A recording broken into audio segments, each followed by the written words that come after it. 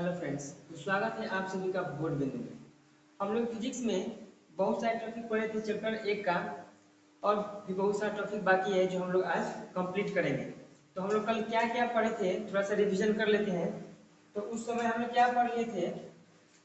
प्रकाश पढ़ लिए थे, और क्या पढ़े थे?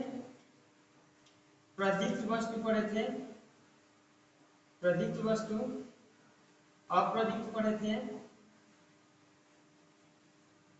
पारदर्शी, अपारदर्शी, ये सब हम लोग टॉपिक्स कर चुके हैं।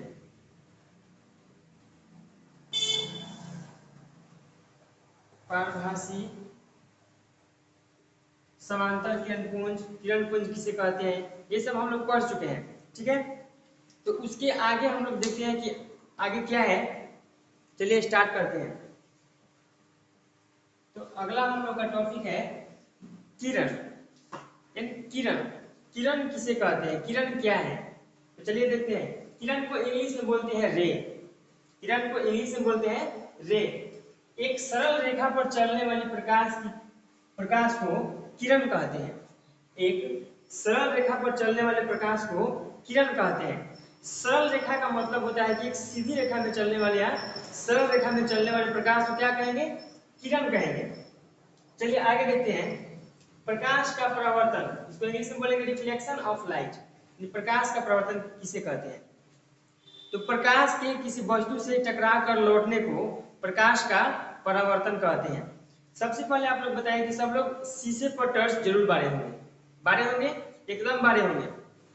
जब भी हम लोग शीशा पर टर्च बारते हैं तो होता क्या है, आप लोग अनुभव किए होंगे।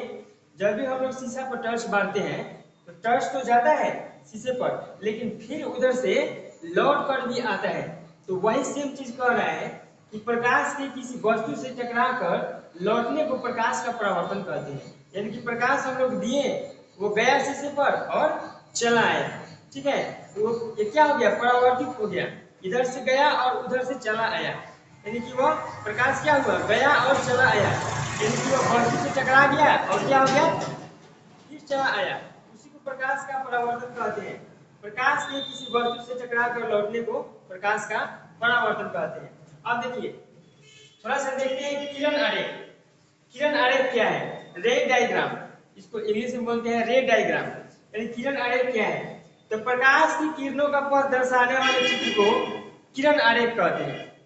प्रकाश के पथ को, प्रकाश की किरणों का पथ दर्शाने वाले चित्र को किरण आरेख कहते हैं। ठीक है, अगला देखिए परावर्तन के नियम, law of reflection. Law of reflection क्या है? तो प्रकाश की किरण, कह रहा है कि प्रकाश की किरण की सतह पर पड़कर जिन नियमों का पालन करते हुए उस सतह से परावर्तित होती है, उन नियमों को परावर्तन के नियम कहते हैं। जैसे अभी आप लोगों को हम बताएं कि जैसे शीशे पर हम टर्च बारेंगे, वो फिर उसी जिस एंगल से हम लोग, जिस कोण से हम लोग बारेंगे शीशा पर टर्च, उसी एंगल से वो चला आएगा।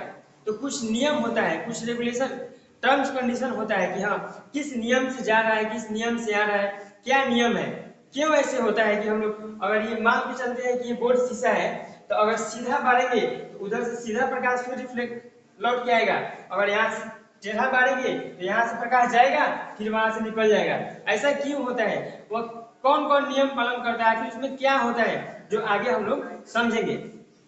तो अगर पूछ दे कि प्रकाश के परावर्तन के नियम क्या है, क्या बोलना है? प्रकाश की किरण किसी सतह पर पड़कर जिन नियमों का पालन करते हुए उस सतह से परावर्तित होती है, उन नियमों को परावर्तन के नियम कहते हैं। ठीक है, आगे देखिए।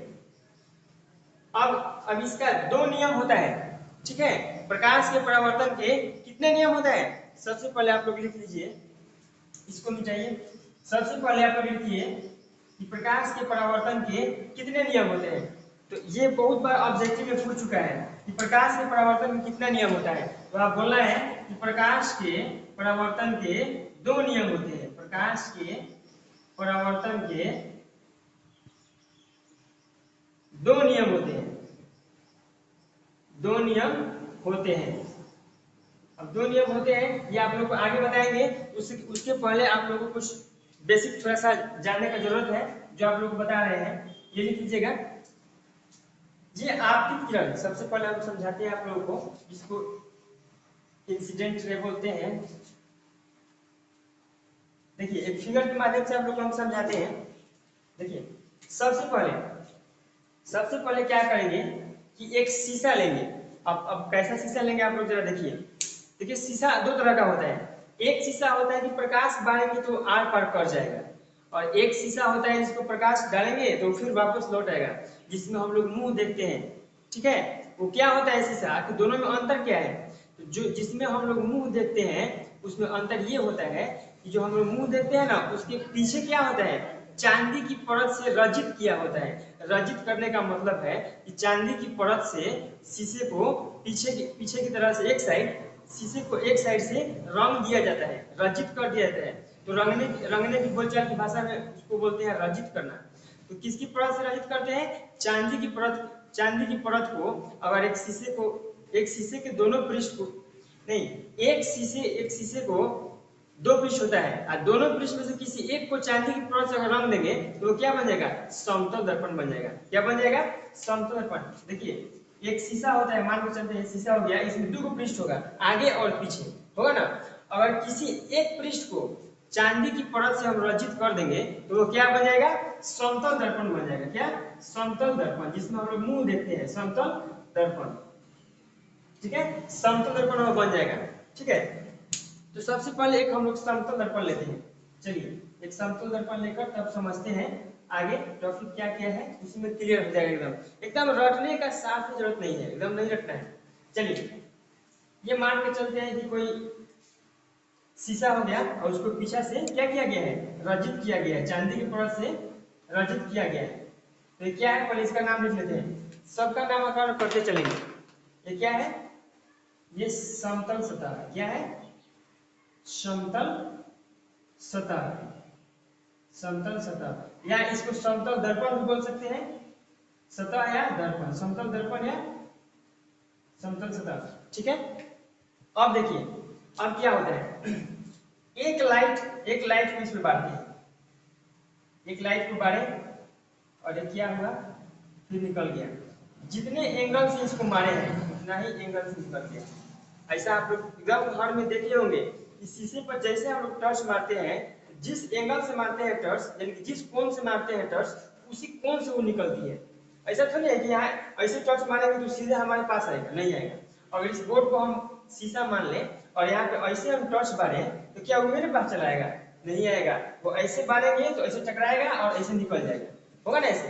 तो सेम टू सेम कंडीशन यही पे हुआ है। तो यहाँ देखिए, तो यहाँ एक किरण आ रही है, वो शीशा से टकरा रही है और कहाँ जा रही है? उसी एंगल से निकल जा रही है। इस पर एक हम अभिलंब डाल देते हैं। क्या डाल देते हैं? अभिलंब डाल देते हैं अपने से। ठीक है, अब देखिए टॉपिक आप लोगों का था कि आपतित किरण किसे कहते हैं। आपतित किरण, टॉपिक का नाम लिखिए आपतित किरण। तो हम लोग लिखेंगे ये क्या हुआ है? सतह है। तो किसी सतह पर पड़ने वाली किरण को, ये क्या है? ये किरण है, कहीं से आ रही है, टॉर्च बढ़ा गया है तो ये किरण आ रही है, कहाँ पड़ रही है? सतह पर। कहाँ पड़ रही है? सतह पर। तो किसी सतह पर पड़ने वाली किरण को आपतित किरण कहते हैं। क्या लिखेंगे? किसी सतह पर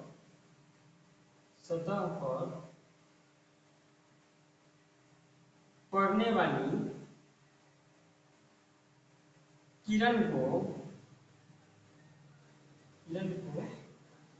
किरण को आपतित किरण कहते हैं।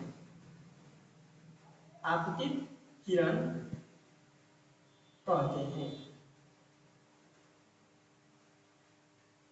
सतह पर आ रही है किरण, किसी भी सतह पर पड़ने वाली, या ऐसे भी लिख सकते हैं किसी समतल सतह पर पड़ने वाली किरण को आपतित किरण कहते हैं। लेकिन ये सही है, किसी सतह पर पड़ने वाली किरण को आपतित किरण कहते हैं। ठीक है, अब देखिए इसका तो नाम हो गया क्या? आपतित किरण। ये हो गया आपतित किरण। अब देखिए अब परावर्तित किरण, अगला टॉपिक क्या है आप लोगों को? परावर्तित किरण। परावर्तित किरण किसे कहते हैं, ये आप लोग का अगला टॉपिक है कि परावर्तित किरण किसे कहते हैं। तो देखिए यहाँ पे समझिएगा, इसको मूल बिंदु ओ मान लेते हैं, ओ मानते हैं इसको, ठीक है। इसको कहते हैं मूल बिंदु, इसको कहते हैं मूल बिंदु, ठीक है। इसका नाम हो गया आपतित किरण, और इसको कहते हैं परावर्तित किरण, परावर्तित किरण। तो देखिए, जिस माध्यम में चलकर आपतित किरण सतह पर आती है उसी माध्यम में लौट गई किरण को परावर्तित किरण कहते हैं। जिस माध्यम में आ रहा है, या तो सीधे आ रहा है या तिरछे आ रहा है, यानी कि जिस माध्यम में वो आ रहा है आपतित किरण, तो फिर उसी माध्यम में लौट जाएगा, इसी को तो कहते हैं परावर्तित किरण। एकदम आसान भाषा में देखिए क्या लिखेंगे कि जिस माध्यम में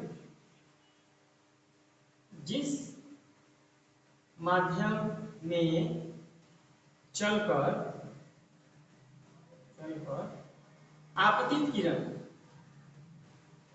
आपतित किरण सतह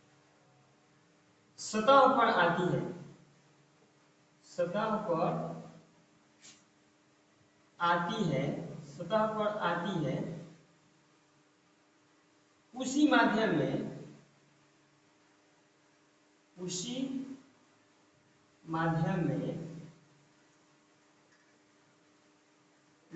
गई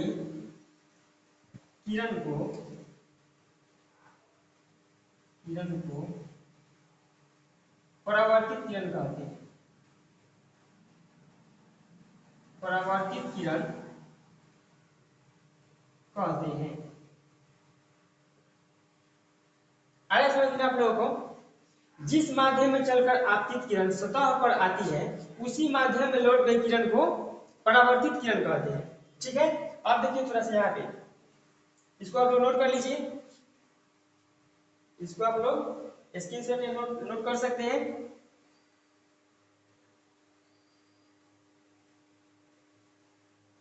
चलिए अब देखते हैं इसको, ये अभिलंब,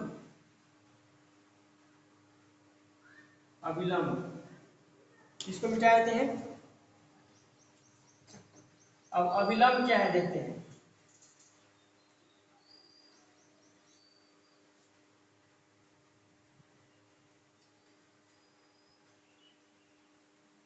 अब देखते हैं अभिलंब क्या है।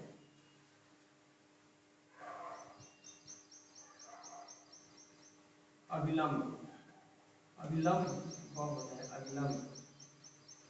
ये अभिलंब किसे कहते हैं, ये अभिलंब देखिए, अभिलंब जो है किसी सतह के किसी बिंदु पर खींचे हुए लंब को उस बिंदु पर अभिलंब कहते हैं। ये क्या कह रहा है, किसी समतल सतह के किसी बिंदु पर खींचे गए लंब को उस बिंदु का अभिलंब कहते हैं। क्या कर रहा है, समतल सतह के किसी बिंदु पर खींचे गए लंब को उस बिंदु का अभिलंब कहते हैं। देखेंगे, किसी समतल सतह के किसी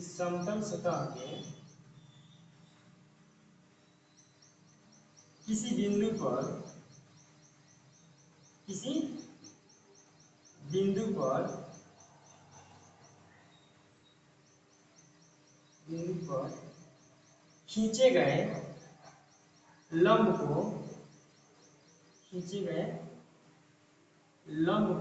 खींचे गए लंब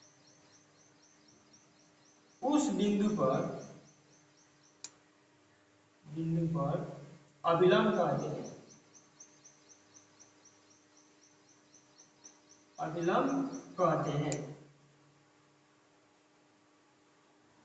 क्या कह रहा है, किसी समतल सतह के किसी बिंदु पर खींचे गए लंब को उस बिंदु का अभिलंब कहते हैं, ठीक है। बिल्कुल आसान है, कुछ नहीं करना है। ये कोई समतल सतह है और कोई यहाँ कोई बिंदु ले लिए और वहां पे लंब खींच दिए, उसी को अभिलंब कह दिए, कुछ नहीं है।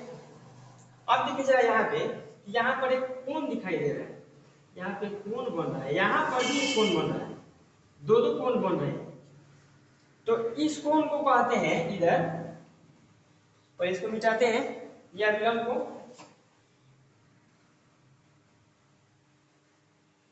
अब देखिए इस कोण को कहते हैं क्या, आपतन कोण। क्या कहते हैं जी, आपतन कोण, आपतन कोण, ठीक है। और इस कोण को क्या कहते हैं, परावर्तन कोण, परावर्तन कोण। अब देखिए ये भी याद करना एकदम आसान है बिल्कुल। इसको आई से डिनोट करते हैं और इसको आर से डिनोट करते हैं। अब देखिए बिल्कुल आसान है याद करना, ये आपतन कोण बिल्कुल आसान है याद करना। आपतन कोण किसे कहते हैं, आपतन कोण किसे कहते हैं, बताइए लोग, कैसे लिखेंगे इसका डिफिनेशन।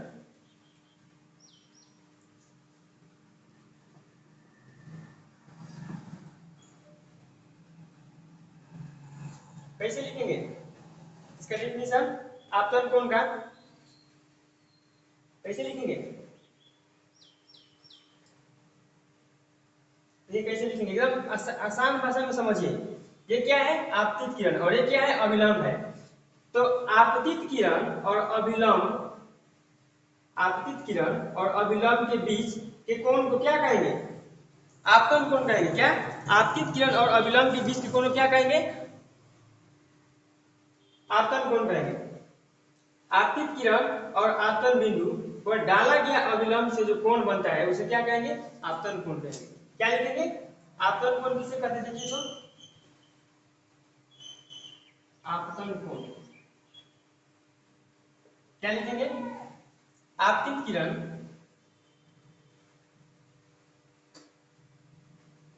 आपतित किरण और आपतन बिंदु, आपतन बिंदु से खींचे गए अभिलंब से जो कोण बनता है, आपतित किरण और आपतन बिंदु कौन होगा, आपतित किरण और आपतन बिंदु पर खींचे गए अभिलंब से जो कोण बनता है, अभिलंब से जो कोण बनता है, जो कोण बनता है, जो कोण बनता है उसे आपतन कोण कहते हैं। क्या कहते हैं, आपतन कोण कहते हैं। और वो सेम टू सेम यही है परावर्तन कोण। क्या है, परावर्तन कोण, परावर्तन कोण एकदम आप लोग लिख सकते हैं, दिमाग लगाइए, परावर्तन कोण, परावर्तन कोण कुछ नहीं है। अब क्या है, इसमें क्या लिखे थे कि आपतित किरण और आपतन बिंदु पर खींचे गए अभिलंब से जो कोण बनता है उसे क्या कहेंगे, आपतन कोण कहेंगे। सेम टू सेम परावर्तित किरण में यही करेंगे, परावर्तन कोण में यही करेंगे। क्या करेंगे कि परावर्तित किरण और आपतन बिंदु, परावर्तित किरण और आपतन बिंदु अभिलंब के बीच जो कोण बनता है उसे क्या कहेंगे, परावर्तन कोण कहेंगे। लिखेंगे क्या, परावर्तित किरण, परावर्तित किरण, किरण और आपतन बिंदु, आपतन बिंदु पर खींचे गए, खींचे गए अभिलंब से जो कोण बनता है, अभिलंब से जो कोण बनता है उसे परावर्तन कोण कहते हैं, परावर्तन कोण कहते हैं। ठीक है, क्या है कि परावर्तित किरण और आपतन बिंदु पर खींचे गए अभिलंब से जो कोण बनता है उसे परावर्तन कोण कहते हैं। एकदम सिंपल भाषा में क्या कहेंगे, परावर्तित किरण और आपतन बिंदु पर खींचे गए अभिलंब से जो कोण बनता है तो क्या कहेंगे, परावर्तन कोण कहेंगे। ठीक है, अब देखिए थोड़ा सा देख लेते हैं कि आपतन बिंदु किसे कहते हैं, थोड़ा सा देख लेते हैं कि आपतन बिंदु किसे कहते हैं। आप लोग स्क्रीनशॉट मार लीजिए, थोड़ा सा आप लोग देखते हैं कि आपतन कोण किसे कहते हैं। आपतन कोण आप लोग उतार लीजिए, आपतन बिंदु हो गया। चलिए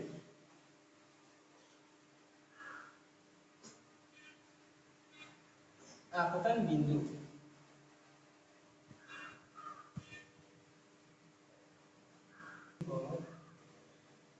इस बिंदु पर आपतित किरण सतह से टकराती है, सतह से टकराती है,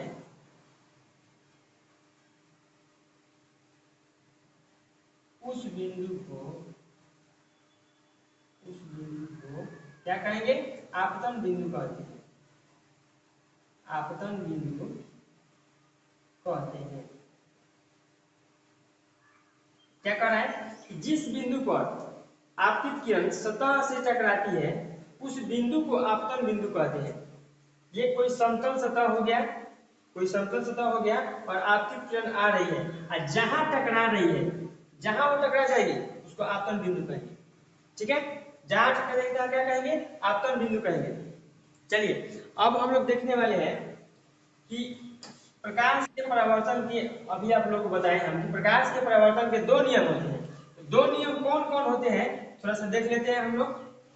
फिर से वही फिगर बनाएंगे एक बार, फिर से वही फिगर एक बार बनाएंगे। तो देखिए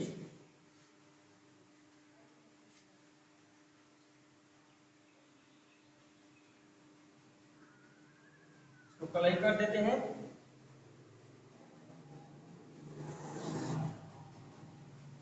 आप लोग कलई जरूर कीजिएगा, नहीं कलई करेंगे तो गलत हो जाएगा। कलई नहीं होगा तो रिफ्लेक्शन होगा नहीं करेगा, कैसे होगा? रिफ्लेक्शन नहीं होगा। यहाँ पर एक अविलंब डाल देते हैं, सारे कोणों का नाम लिख देंगे फिर से। ठीक है, ये हो गया आपका आपतित किरण, ये क्या हो जाएगा? परावर्तित किरण, और ये क्या हो जाएगा?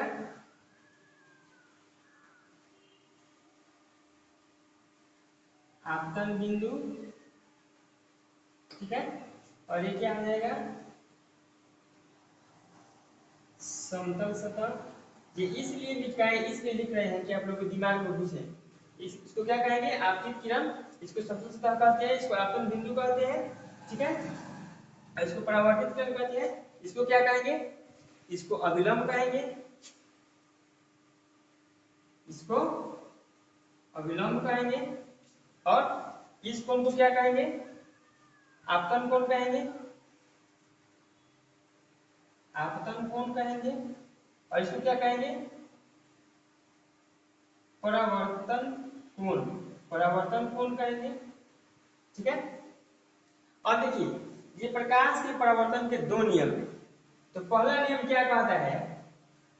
पहला नियम क्या कहता है कि आपतित किरण, परावर्तित किरण तथा आपतन बिंदु पर डाला गया अभिलंब तीनों एक ही तल में होते हैं, तीनों एक ही तल में होते हैं। क्या कह रहा है कि आपतित किरण, परावर्तित किरण तथा आपतन बिंदु पर डाला गया अभिलंब है वो क्या होते हैं? तीनों एक ही समतल में होते हैं, तीनों एक ही तल में होते हैं। देखिए तो ये आपतित किरण हुआ, ये अभिलंब हुआ और ये परावर्तित किरण हुआ, तीनों एक ही तल में है ना।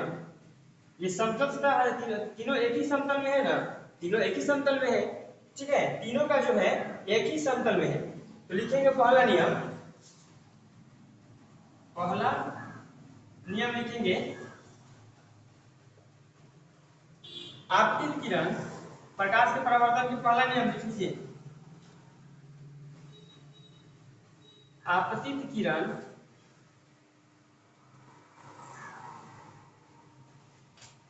परावर्तित किरण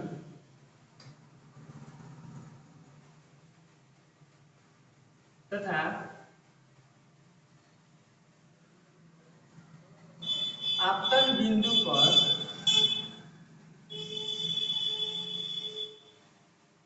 डाला गया अभिलंब तीनों एक ही समतल में होते हैं।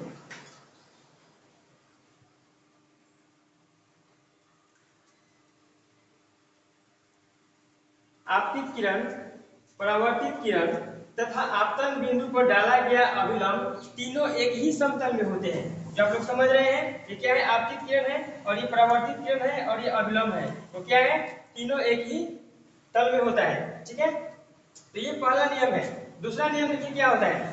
दूसरा देखिए, दूसरा नियम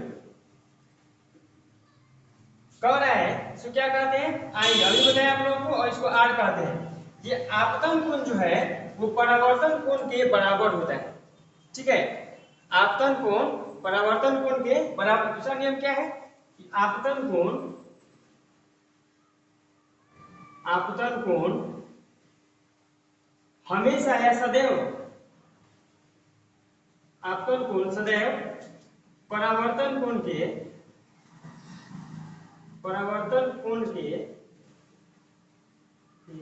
बराबर होता है, बराबर होता है। इनकी आपतन कोण बराबर परावर्तन कोण, क्या लिख देंगे,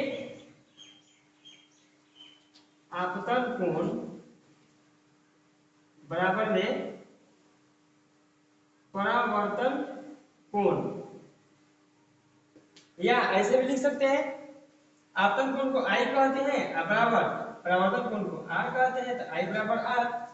ठीक है, आई बराबर आर।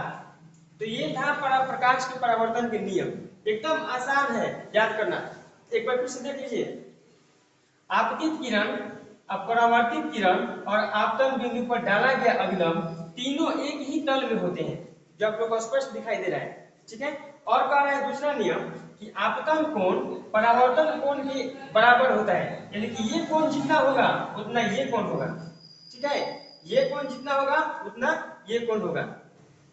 चलिए अगला टॉपिक हम लोग का है कि समतल दर्पण पर लंबवत पड़ने वाली प्रकाश की किरण। क्या, समतल दर्पण पर, समतल दर्पण पर लंबवत पड़ने वाली प्रकाश की किरण, प्रकाश की किरण।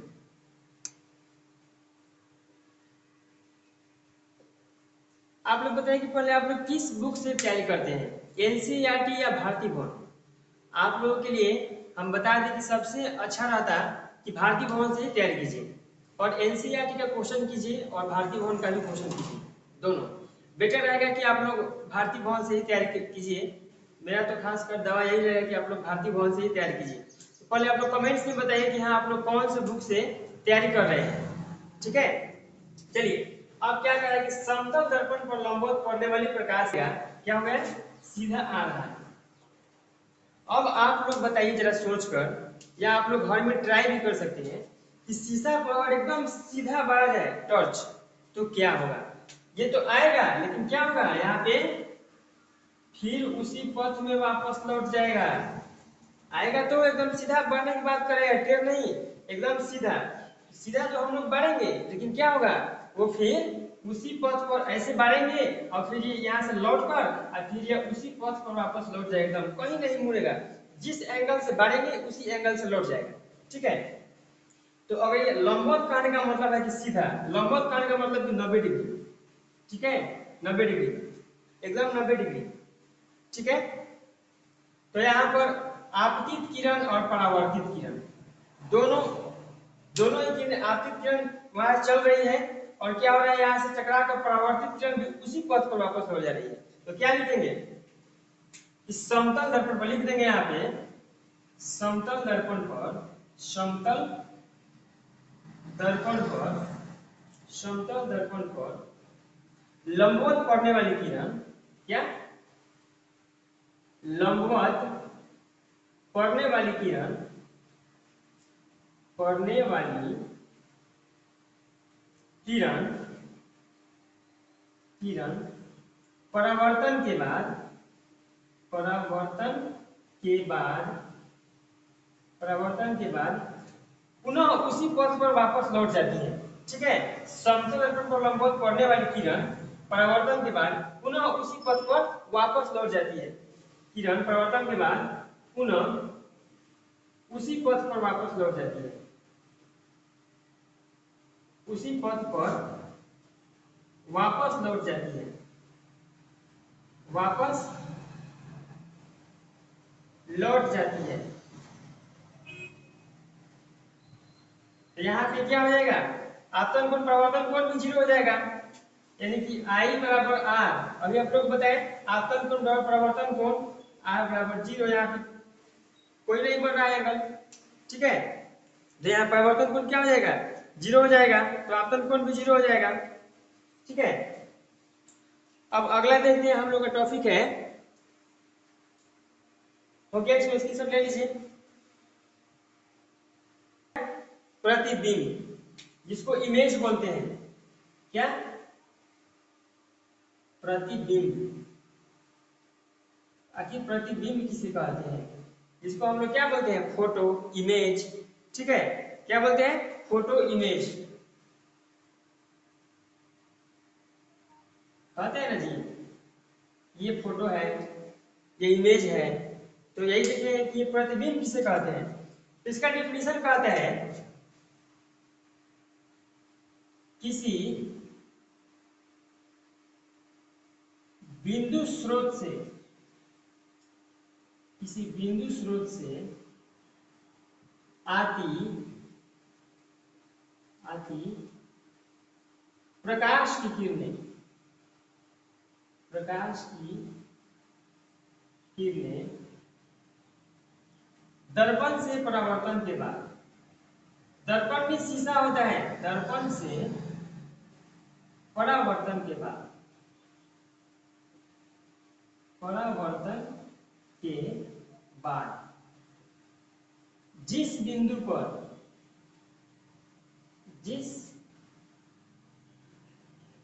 पर मिलती है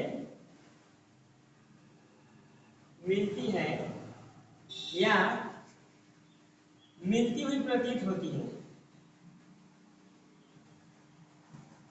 मिलती हुई प्रतीत होती है। प्रतीत मतलब आभास, जिस बिंदु पर मिलती है या मिलती हुई प्रतीत होती है, उसे उस बिंदु स्रोत का, उसे उस बिंदु स्रोत का प्रतिबिंब कहते हैं। प्रतिबिंब कहते हैं। प्रतिबिंब को हिंदी में क्या कहते हैं, छाया भी कहते हैं। छाया यानी कि छाया क्या है, इमेज फोटो एक ही बात हुआ, छाया।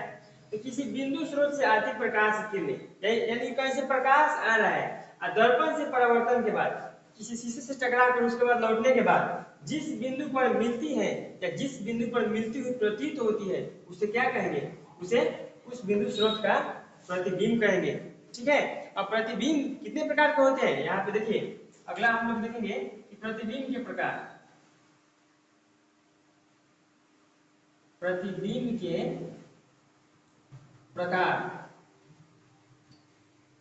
तो यहाँ पे लिखेंगे कि प्रतिबिंब 2 प्रकार के होते हैं। कितने प्रकार के, प्रतिबिंब 2 प्रकार के होते हैं। कौन कौन, एक वास्तविक प्रतिबिंब और एक आभासी प्रतिबिंब। एक होता है वास्तविक प्रतिबिंब, वास्तविक प्रतिबिंब,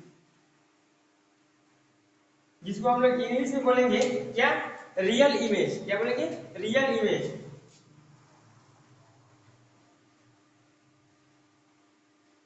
रियल इमेज। और दूसरा होता है क्या, आभासी, काल्पनिक या आभासी प्रतिबिंब। काल्पनिक, काल्पनिक या आभासी प्रतिबिंब, काल्पनिक या आभासी प्रतिबिंब, जिसको इंग्लिश में क्या बोलते हैं, इसको इंग्लिश में बोलते हैं वर्चुअल इमेज, इसको इंग्लिश में वर्चुअल इमेज।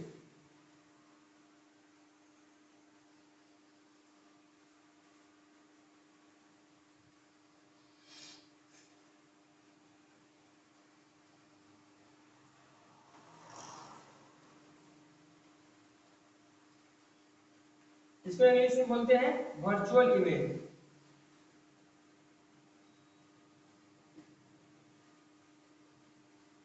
Virtual image.